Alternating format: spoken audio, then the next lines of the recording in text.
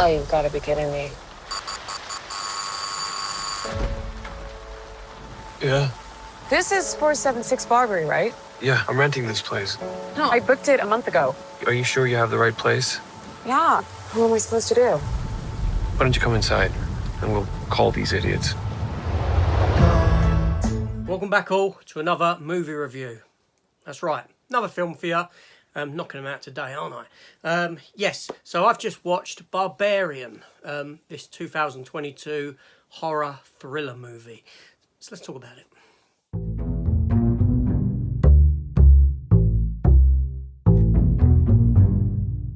It's dry and there's a lock on the door.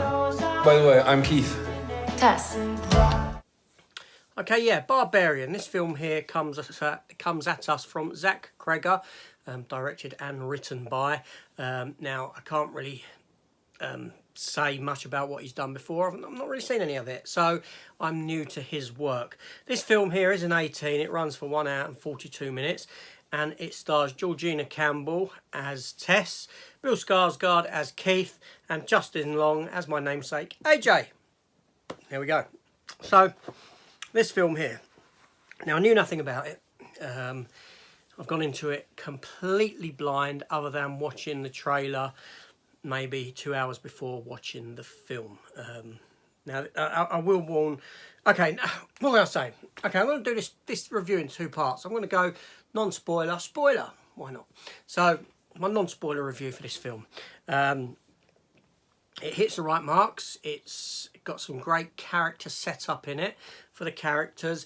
It's a bit strange in how it's done, in that it's not too far off, say, From Dusk Till Dawn, but taking it to the next level in its setup. Characters are likeable where they need to be likeable, and not so likeable where they're not, without saying stuff. The setup is very, very good. I'd say that the strongest portion of the film is the opening entire first act of the film. Not that the other acts are not good, I just thought that's where the strength was. It might remind you a bit of stuff like The Descent and Hills Have Eyes and this sort of a thing, Wrong Turn, that sort of a film. I wouldn't say the scares are there, it didn't scare me, but it wraps up enough tension to keep you going. So an enjoyable film, all in all. I did enjoy this one. Even though it's not really my sort of film, I thoroughly enjoyed it. And I believe that Georgina Campbell done a very good job in it. I liked her, I enjoyed her character. I found her to be very watchable. Bill Skarsgård was likeable. Justin Long gave you the character that was required from him in a good way. Yes, overall, very good. Okay, so let's get on to spoilers. Spoiler territory. So if you don't want to know anything about this film, I suggest you jump out now.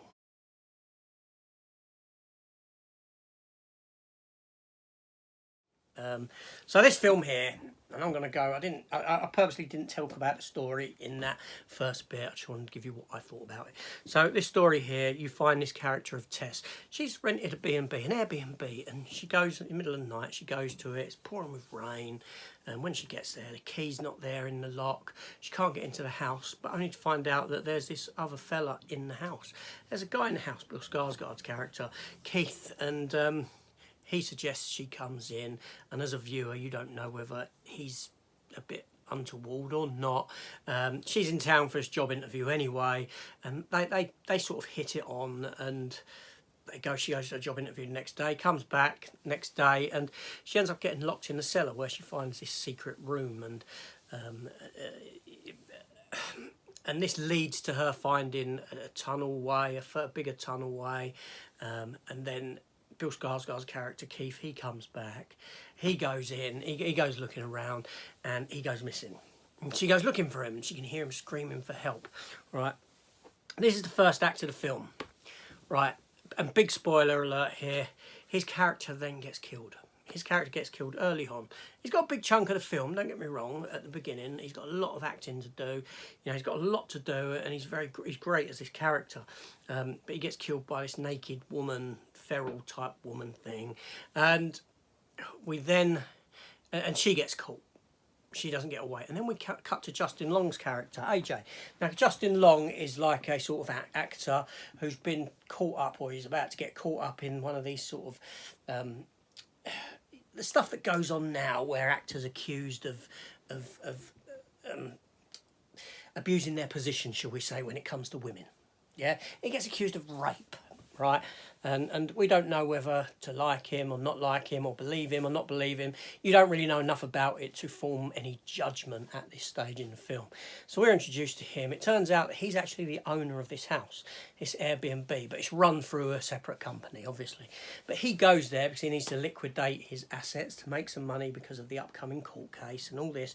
He goes in, this is about 2 weeks later, he finds the tunnel, he goes down it, he gets caught as well with the girl, and then we flash to another scene back in time, maybe in the 60s, 50s or 60s, before this town was run down and no one else lived there. And this is the only house that's still populated in this street. It's in Detroit, which is, you know, a bit of in urban decay anyway, in real life. And we find out a bit about the original homeowner.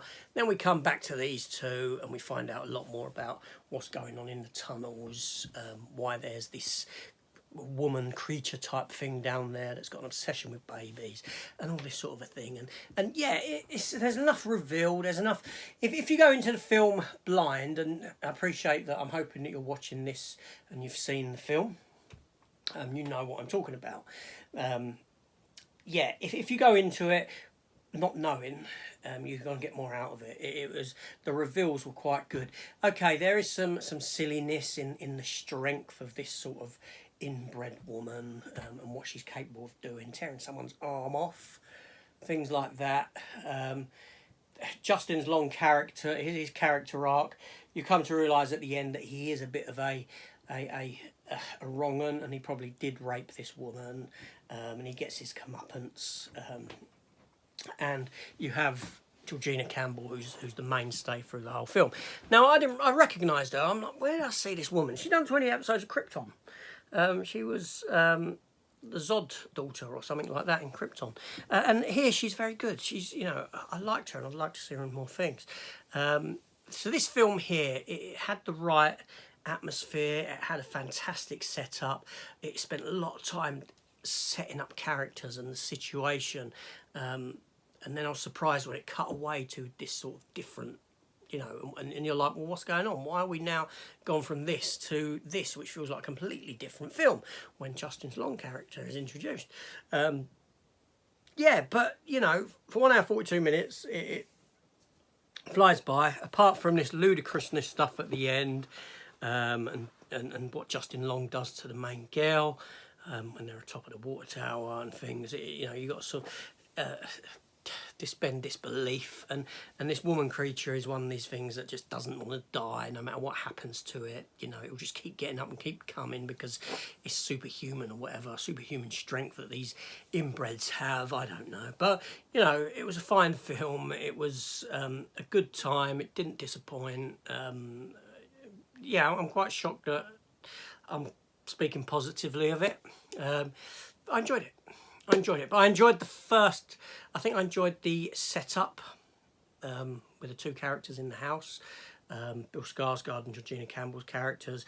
I enjoyed that the most about the film. Yeah, but let me know your thoughts if you've seen this film. Did it work for you? Didn't it? You know, yeah, I'm interested to hear what you think. This is AJ. Not that AJ. And I'll see you on the next one. Take care, all. This process might seem overwhelming, but with a little practice